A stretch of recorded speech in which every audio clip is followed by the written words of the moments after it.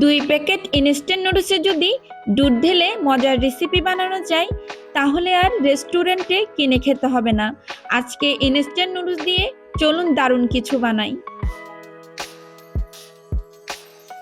প্রথমে নুডলসের প্যাকেট দুইটাকে কেটে নিচ্ছি, তারপর প্যাকেটের ভিতরে নুডলসের সাথে থাকা মশলার প্যাকেট দুইটাকেও কেটে নিচ্ছি। এখন একটা প্যানে নুডলস দুইটাকে দিয়ে দিচ্ছি, এর সাথে দিয়ে দিচ্ছি 1 কাপ দুধ। আপনি এখানে চাইলে কাঁচা দুধটাও দিতে পারেন, আবার জাল করা দুধটাও দিতে পারেন। এখন চুলায় বসিয়ে অল্প আঁচে জাল করে নিব। তারপর ঢাকনা দিয়ে ঢেকে নুডলসটাকে 2 মিনিটের মতো সিদ্ধ করে নিব। এবার ঢাকনাটাকে তুলে নিচ্ছি, অনেকটাই দুধ টেনে গেছে। এই পর্যায়ে হচ্ছে নুডলসটাকে নেড়ে চেড়ে দিচ্ছি। 2 মিনিট রান্না করলে দুধটাও টেনে আসবে আর নুডলসটাও সিদ্ধ হয়ে যাবে। 2 মিনিট রান্না করার পর দুধটা পুরোপুরি টেনে গেছে। এই প্যানটাকে এখন চুলা থেকে উঠিয়ে রাখছি। চুলায় আরো একটি প্যান বসিয়ে এখানে দিয়ে দিচ্ছি 15 গ্রামের মতো বাটার। সেই সাথে দিয়ে দিচ্ছি 1 টেবিল চামচ আদা কুচি আর রসুন কুচি। বাটারের সাথে আদা রসুন কুচিটাকে একটু ভেজে নিচ্ছি, এতে খুবই চমৎকার একটা ফ্লেভার বের হয়ে আসবে। আদা রসুন কুচিটাকে 1 মিনিটের মতো ভেজে নিয়েছি। তারপর এখানে দিয়ে দিচ্ছি 1/2 চা চামচ চিলি ফ্লেক্স। যদি একটু স্পাইসি বেশি করতে চান ওই ক্ষেত্রে এখানে চিলি ফ্লেক্স 1 চা চামচ দিতে পারেন। এখন দিয়ে দিচ্ছি 1/2 কাপ তরল দুধ।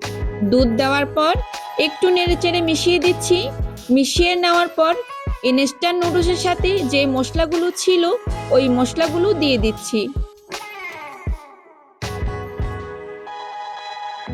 নুডলসের মশলাটা দেওয়ার পর সবকিছু একসাথে নেড়েচেড়ে মিশিয়ে নিচ্ছি। দুধটা যখন এরকম ফুটতে শুরু করেছে এখন দিয়ে দিব আগে থেকে সিদ্ধ করা নুডলসগুলি।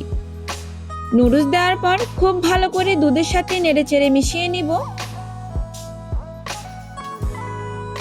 এই সময় চুলার আঁচটাকে একদম কমিয়ে রাখতে হবে। এখন যদি চান এটা এভাবেই পরিবেশন করতে পারেন, আর যদি আরো একটু টেস্টি করতে চান ওই ক্ষেত্রে হচ্ছে এখানে চিজ অ্যাড করতে পারেন। আমি এখানে 2 টেবিল চামচ চিজ অ্যাড করছি। চিজটা হচ্ছে অপশনাল, যদি হাতের কাছে থাকে তাহলে দিবেন, না হলে স্কিপ করবেন। চিজটা দেওয়ার পর চারপাশ স্প্রেড করে দিব। তারপর ঢাকনা দিয়ে ঢেকে চুলার উপরে রেখে 2 মিনিট কুক করে নিব। এতে করে দুধটাও টেনে যাবে আর চিজটাও মেল হয়ে যাবে। দুধটা পুরোপুরি টেনে গিয়েছে আর চিজটাও মেল হয়ে গিয়েছে। এখন গরম গরম পরিবেশন করার পালা। নুডলসটার উপরে যদি একটু ব্ল্যাক অলিভ দিয়ে সাজিয়ে দিতে পারেন তাহলে এই নুডলসটা খেয়ে কেউ বুঝতে পারবে না যে এটা আপনি বাসায় বানিয়েছেন, এতটাই টেস্টি হয়।